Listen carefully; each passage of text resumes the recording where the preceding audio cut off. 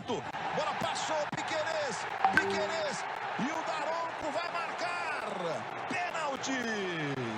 Bola do Luan. Flaco Lopes com o de plástico. Isso é jogada de pênalti.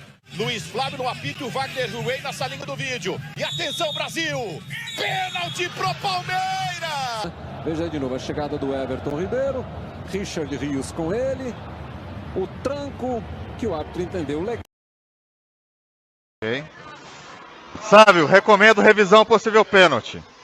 Oi? Recomendo revisão possível pênalti. 2 alta. Tem nada 2 alta. invertido? Tem goal line? 2. Pega. A 2. A 2. Tranco nas costas, braço nas Ok. costas. Goal line pra mim, por favor. Empurrão.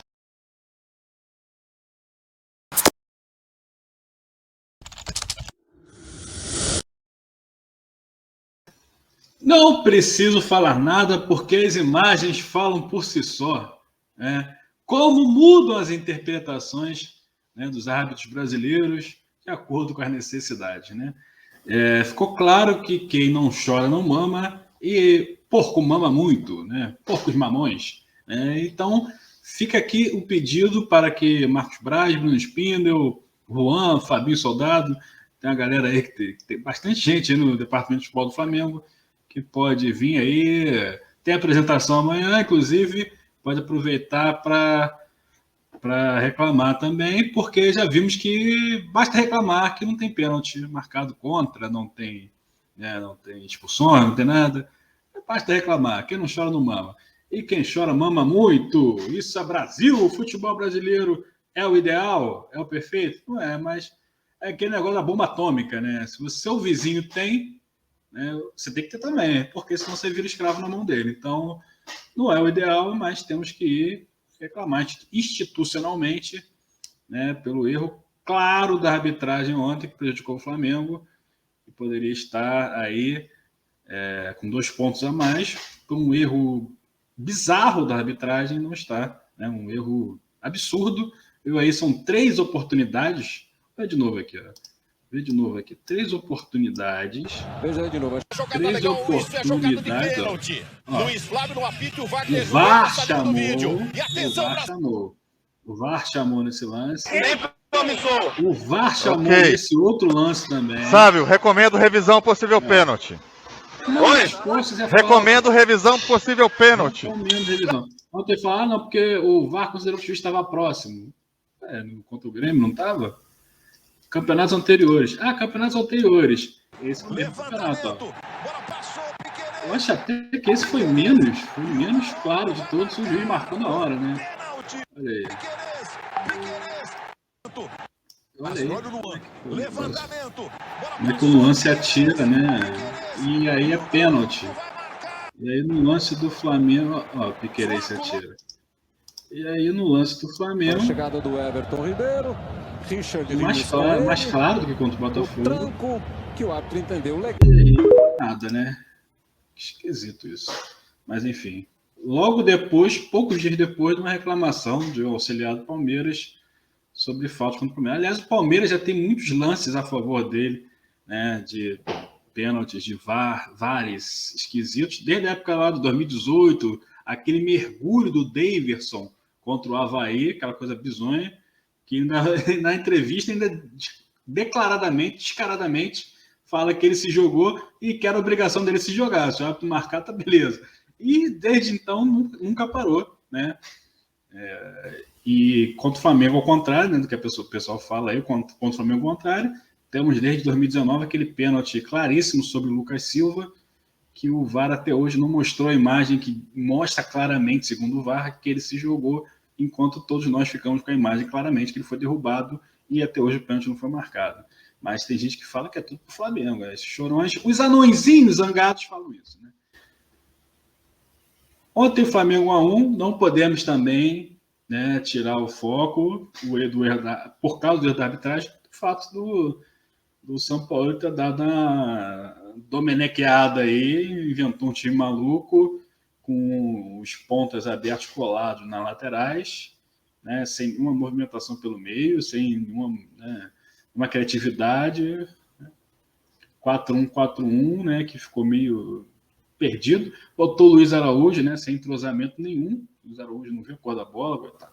Não dá nem para falar que o Luiz Araújo foi mal. Eu acho até que o pior dele foi o fato de ele não ter entrosamento nenhum, né? Ele não conseguia saber onde botava a cara para receber a bola ou tocava onde tocar para os companheiros. Aí, ele fez até boas jogadas individuais, o Luiz Araújo, mas coletivamente totalmente perdido, porque desentrosamento total. Acho que de repente ele entrando no meio do jogo poderia render mais. Entendo, né, a situação dos meios, do Everton Ribeiro, do Arrascaeta, que estão na grama sintética. Até o Everton Ribeiro costumavam falar que ele ia mal na grama sintética, ele fez inclusive um bom jogo. Mas eu acho que o São Paulo ele deu uma pardalizada aí, inventou muito nessa escalação, podia ter sido mais conservador no bom sentido e ter colocado um time mais próximo do que o Flamengo pode render, com mais movimentação, um time muito estático, não tinha movimentação, o Palmeiras marcou facilmente as investidas do Flamengo, né? Mas no segundo tempo botou a cavalaria, Everton Ribeiro, Arrascaeta e Bruno Henrique, o Flamengo conseguiu empatar com tranquilidade, poderia ter virado se não fosse a arbitragem, se não fosse um contra-ataque que o Everton Ribeiro podia ter acionado o Ayrton Lucas, demorou, tocou para o Bruno Henrique fez um corta-luz absurdamente desnecessário, totalmente perdido, e o Flamengo desperdiçou um contra-ataque mortal. Mas fora isso, a gente não pode também fechar os olhos para a escalação. O São Paulo mexeu bem, né? Como a gente dizia antigamente. Mexeu bem porque escalou muito mal. Qualquer mexida que ele fizesse era melhor, porque escalou mal para cacete. Então fala, São Paulo, se defenda das minhas que você colocou em campo, porque hoje com toda a ciência, a tecnologia, dois jogos entrevista coletiva do nosso técnico Jorge Sampaoli. Responder agora a primeira pergunta. Evidente que dificilmente daria para colocar os principais jogadores em 2 jogos seguidos. Mas você não acha que, principalmente no segundo tempo, quando o Palmeiras deu um pouco mais de campo, nós encaixamos mais o jogo, você não acha que faltou um pouco de vontade dos jogadores do Flamengo para definirem o jogo? Não, eu falo sempre a mesma coisa. O time está jogando em pouco tempo, tem que jogar 2 jogos em grama sintética. Havia jogadores que sentiram muito o jogo com o Paranaense, então não estavam para 90 minutos. Mas eu penso que o time hizo um muito bom segundo tempo, não ha sido o primeiro tempo, e podia haber ganado o jogo. O tema da decisão de los jugadores para definir un juego en el segundo tiempo, me parece que o time buscó y a lo mejor le faltó pegada en el último trecho para poder ganar o jogo. Sampaoli, na quarta-feira você falava sobre a importância dos jogadores do Flamengo se aproximarem e encontrarem os espaços a partir desse jogo de muita aproximação. E no time titular do Flamengo, no time considerado ideal, você tem Everton Ribeiro e Arrascaeta, que são jogadores de muito passe, muita articulação. E hoje você vem com uma escalação com Luiz Araújo e Everton Cebolinha, que tem um outro perfil de característica de jogo. Queria que você comentasse como esses 2 estilos, Luiz Araújo e Cebolinha numa formação e Arrascaeta e Everton Ribeiro no outro, dialogam com essa ideia do jogo de aproximação. Fica mais difícil fazer esse jogo de troca de passes, de interações e aproximações quando você tem esse perfil de jogador que iniciou o jogo hoje por característica, não por qualidade? Obrigado. Sim, tem razão. Nós hoje pensamos em ter 2 extremos fijando afuera. Era una cancha difícil que pensamos que el 1 contra 1 en la banda iba a dar alguna solución, pero no fue así en realidad, porque Otimi no tuvo la capacidad de jugar, no encontró bien los espacios. El segundo tiempo, cuando voltó a la idea original, ya fue un Timi que superó desde el juego a un rival, que es muy difícil y que tiene mucha velocidad de contra. Entonces, creo que tenemos que trabajar mucho para que Otimi tenga la posibilidad de jugar con extremos lineales, también teniendo laterales lineales, porque claro, si uno tiene laterales por dentro, puede tener extremos en esa posición. Hoy jugamos con laterales lineales y con extremos lineales, falta un poco de juego verdaderamente. Sampaoli, aqui, Lili Nascimento da ESPN. Não, acho que já ficou meio que claro aqui que esse tipo de esquema com os caras colados na lateral não ajuda muito o Flamengo. Não ajudou nem quando tinha Bruno Henrique e Everton Ribeiro. Com o Luiz Araújo e Cebolinha que não vai ajudar, né, cara? Não que o Luiz Araújo tenha ido mal, inclusive já falei, foi até bem individualmente, mas é um tipo de esquema que o Flamengo, esse elenco do Flamengo atual não se dá bem. Esse tipo de jogo não se dá bem, já falou isso várias vezes, vários jogos, não se dá bem. Não adianta insistir, não vai dar bem. Eu queria que você fizesse uma avaliação. Opa. Eu gostaria que você fizesse uma avaliação sobre o Luiz Araújo, que entrou hoje como titular. O que você achou da entrada dele no jogo de hoje? No, Luis, eu falo siempre, Luis, eu tengo mucha expectativa con él porque conozco él de Francia, pero bueno, normalmente tiene que adaptarse a un funcionamiento, pero creo que intentó y lamentablemente le tocó jugar en un 45 minutos donde Otimi no tuvo o juego, entonces él pasó un poco desapercibido, tuvo una chance clara de gol al final del primer tempo, mas no pudimos ainda ver su mejor versión. Eu espero muito dele, sinceramente. Boa noite, Jorge. Gabriel Orfo, canal Paparazzo Rubro Negro. Jorge, queria que você comentasse um pouquinho a respeito da ausência do Eric, que está suspenso e que, junto do Everton Ribeiro e do Arrascaeta, é um dos jogadores que mais criam jogadas nessa equipe do Flamengo. O quanto o time sentiu aí essa ausência do Eric, especialmente no primeiro tempo, onde nem o Arrascaeta nem o Everton Ribeiro estavam em campo. E ainda mais agora que no próximo jogo do Brasileirão contra o Fluminense, o Flamengo vai ter os desfalques aí do Ayrton Lucas e do Fabrício Bruno, também suspensos. Agora que ele jura uma pulgada atrás de minha orelha. Fiz besteira. Pero muito dele, sinceramente. Flamengo, o quanto o time sentiu aí essa ausência do Eric, especialmente no primeiro tempo, onde nem o Arrascaeta nem o Everton Ribeiro estavam em campo.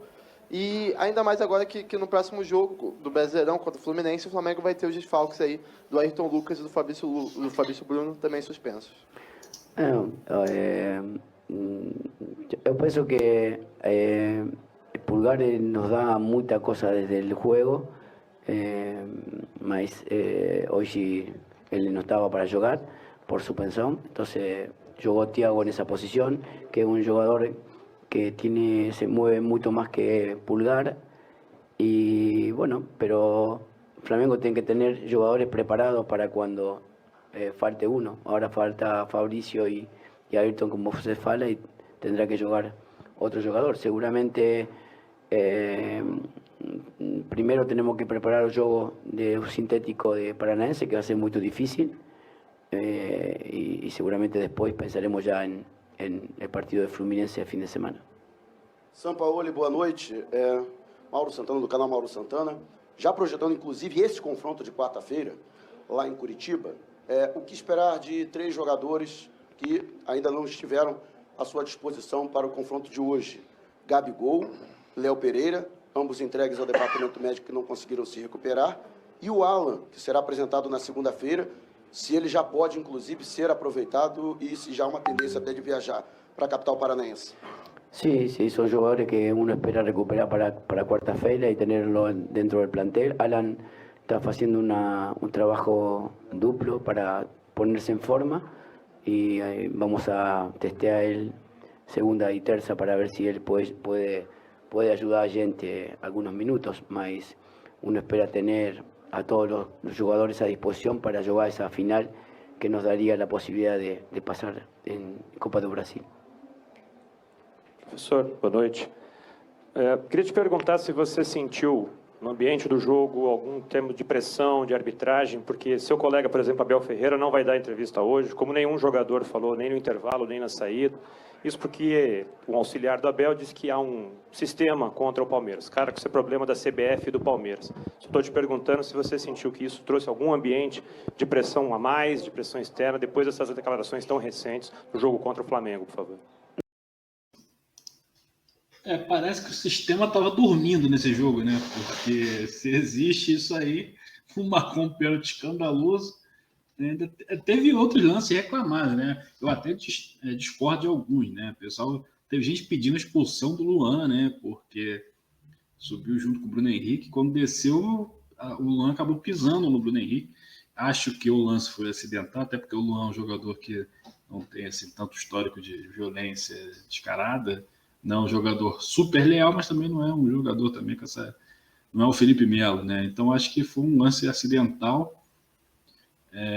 Assim como muita gente reclamou do fato de o juiz ter analisado o VAR no lance do gol anulado por impedimento do Rony, que segundo a arbitragem de campo, segundo a reportagem de campo da transmissão e a arbitragem que estava lá ao redor, o quarto árbitro, o jogo não teria sido parado pelo juiz.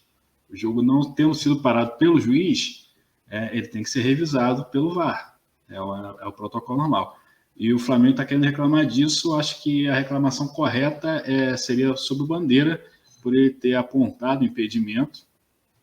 E aí a maior parte, né, acho que todo mundo da defesa do Flamengo parou por causa do Bandeira. Segundo a transmissão, eu não ouvi o apito. Segundo a transmissão, não teve apito mesmo. O árbitro não parou o jogo, por isso que ele foi analisar. Então essa situação também tem que ser analisada, tem que ser avaliada pela diretoria do Flamengo para ser uma reclamação concisa aí, porque a arbitragem foi muito confusa nesse jogo. Isso aí é verdade. O São Paulo acha que de repente não teve questão, né? Foi o spray de pimenta, mas enfim, vamos ver. Fala aí, São Paulo. Não, sinceramente, eu penso que não puedo falar muito disso. Foi um jogo de futebol, onde passaram muitas coisas, jogadas de VAR, finas, penalti ou no penalti, futebol. Então, de mi lado, lo único que me incomodó en el campo fue el gas pimienta que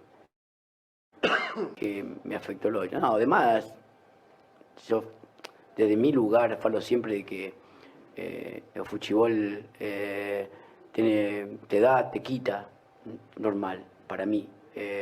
Hoy fue un juego de dos muy buenos teams que van a pelear cosas seguramente y yo disfruté del juego. São Paulo, boa noite. Bruno Vilafranca, da S1 Live. Eu tenho visto que o Pedro cada vez mais tem tido mobilidade dentro do campo, tem buscado participar cada vez mais desse jogo por dentro de um modelo que busca muito também a superioridade numérica por fora.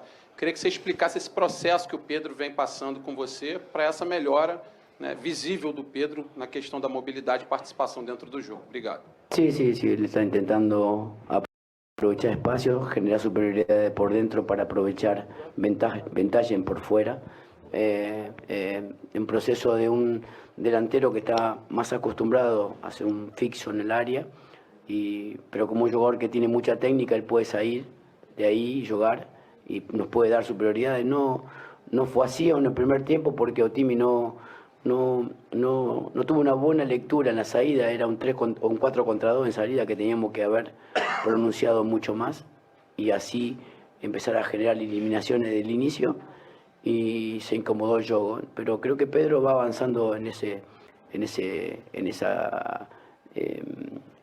comprensión de cómo utilizar desde su lugar central superioridades en espacios. Tudo bom, São Paulo? Boa noite. Lucas. 30 minutos, mas eu penso que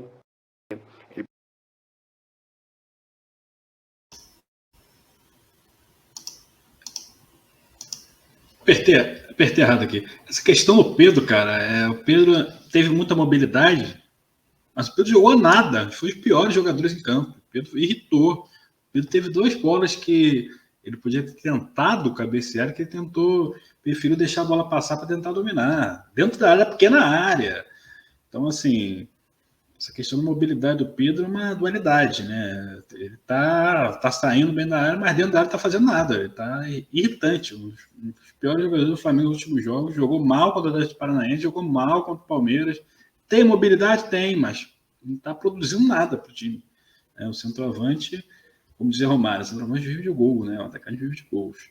O Pedro nem tentando, ele tá tentando. Ele nem tentar, ele tá tentando fazer os gols. Então, eu acho que tá muito mal o Pedro. Por mais que melhorou a mobilidade, mas piorou o que ele tinha de melhor, que era fazer o gol. Era melhor não ter mobilidade nenhuma e continuar fazendo os gols, sinceramente. terrível. Essa melhora do Pedro foi terrível. Cierta complicação. Ou realmente alguma conversa que você teve para mudar o ânimo da equipe que estava muito apagada no primeiro tempo? Obrigado. No, las dos cosas. Mudar porque el equipo estaba muy apagado el primer tiempo, muy confuso y muy superado. Entonces la mudanza tiene que ver con buscar alguna relación con Rivero por dentro, con Wesley atacando por fuera, lo que faltaba, diferentes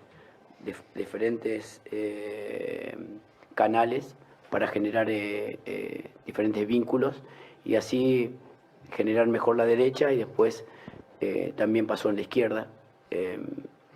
Pero bueno, creo que el plan inicial no resultó y el plan siguiente estuvo mejor. Oi, professor Sampaoli, David Sharp do Antenados na Jogada. Vou te perguntar por que o Flamengo tem permitido tantas finalizações ao adversário, né? Aos adversários recentes.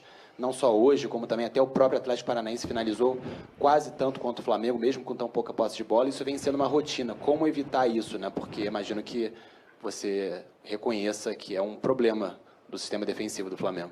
Sí, entiendo que hay cierta complicación. Creo que hoy yo imaginé un juego con laterales altos de Palmeiras, que por ahí podía haber decidido jugar con línea de 5 para intentar tapar los costados.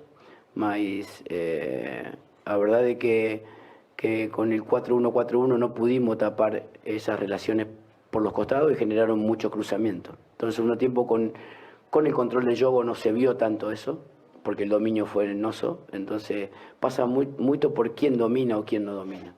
El equipo cuando lo dominan ainda no ha alcanzado essa fortaleza defensiva. Quando domina é muito forte. Então temos que encontrar esse equilíbrio. Sampaoli, tudo bem? Boa noite. Guilherme Silva, da Jovem Pan.